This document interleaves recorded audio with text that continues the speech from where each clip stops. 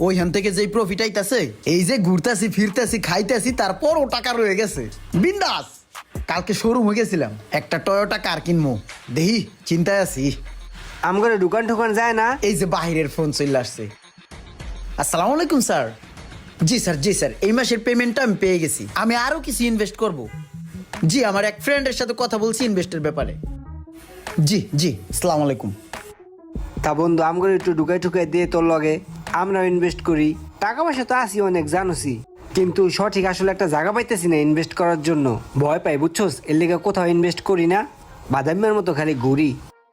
ওই ব্যাপারে আলাপ আলোচনা করে আমি তোমাকে জানাবো। আমি একটা আসি রে দোস্ত। ব্যাপারটা একটু দেখিস বন্ধু, যদি জয়েন করানোর মতো হয় তাহলে আমারে বলিস। হ্যাঁ জানাবো জানাবো। ইনভেস্ট করবা নে। যাক, ওর লগে এই ব্যবসাটা করলে একটা লাইনে দাঁড়ায় যাম।